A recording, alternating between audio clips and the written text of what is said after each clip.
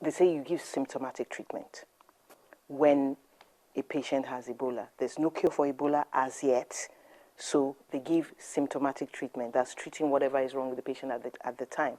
But I ran into some people and they said they didn't understand that. Can you break it down for us? What actually are they doing with the patient in their isolation center? Yes, thank you. You see, there's a difference between saying this is specific drug. This is, this one is tuberculosis. Use rifampicin. This one is cholera. Use tetracycline. There is nothing like that for now, specifically for Ebola. That's what they mean when they say we're giving supportive asymptomatic treatment. That is, you say diarrhea. Patient is vomiting, so it's losing fluid. The next, to find a way of doing it, to do some fluid replacement. Patient is weak. Electrolytes are being lost. You replace the electrolyte. Patient is anemic and pale. You want to see if you can give blood transfusion. Or maybe patient is having problem with the clotting factors. You see the way to replace them. These are the supportive things we are saying. I mean, just look at it this way. The mere fact that somebody has been diagnosed Ebola is not a death sentence.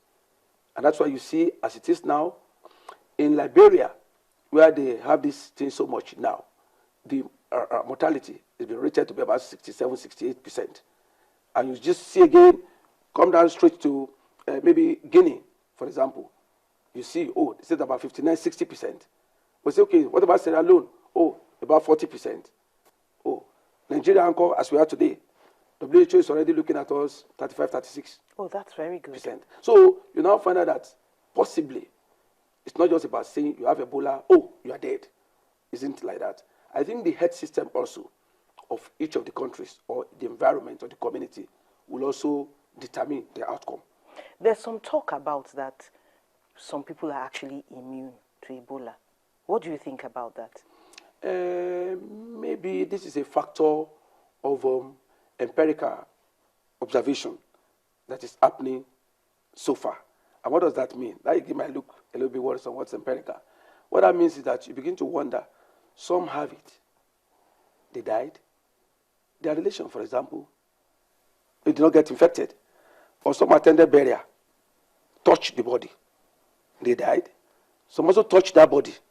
They were not infected. Isn't that a level of the amount of immunity per person? Yes, you begin to wonder, why is it that this person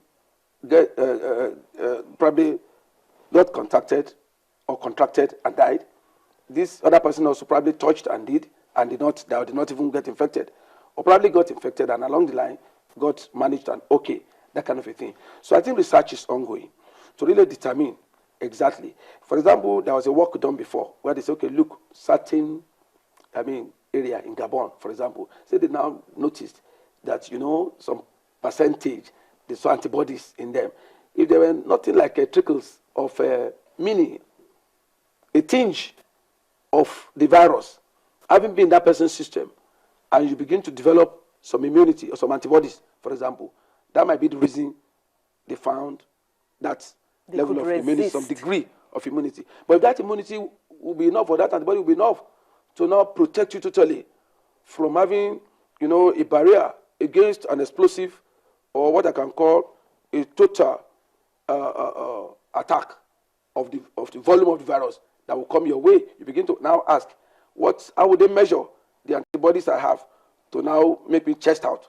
And say it's better not to test that, I suppose. For now, we're just watching. Probably in animals, they're getting some result. In humans, we're still watching. But it's not impossible that there's actually some level of immunity, and especially in West Africa, or Africa, so to say, in some communities. The term host multiplier, in relation to Ebola, what is that? The host multiplier is only referring to, don't forget, we have talked about the reservoir host, and we've talked about... That's like the fruit bat. The fruit bat we're talking about.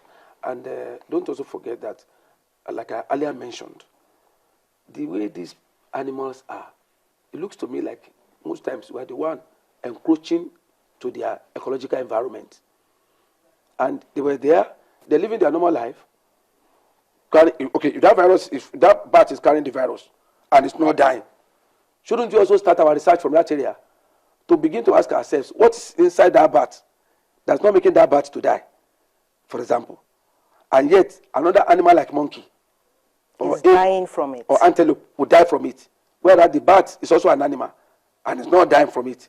So, and you now know that the bat, like I mentioned earlier, has perched on some fruit, drops it, for example, or the fruit drops on its own later. Maybe a monkey coming around, did some perching, an antelope comes, this one, and you could find some funny wildlife, multiple. So they are the multipliers. Yes, of the animals just dying freely in the forest or very weak, that kind of a thing. And there is also always ecological contact from one animal to the other, just like in a food chain or food web, that kind of a thing. At the end of the day, human beings finally come around to grab these animals or this wild life, so to say, or this game, let me put it that way, and you bring the consumer of the meat, if it's well processed, it's not as much into a risk as the processor of that particular game. Let me put it that way. But again, we don't want to take risk and say, oh, just cook it well, cook it well. It's relative language. How do you know? Now, can we be careful to the point, or observe public health rules to the point that we can eliminate another outbreak or forestall another outbreak of Ebola? We can, if all hands are on deck.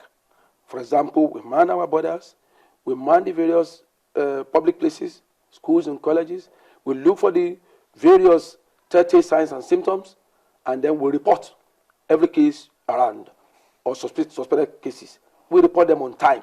It's not a matter of just keeping them and not sending them at home, or beginning to think that once they detect it in my place, they will lock down my place, or they will close my place. They want to probably cover such cases.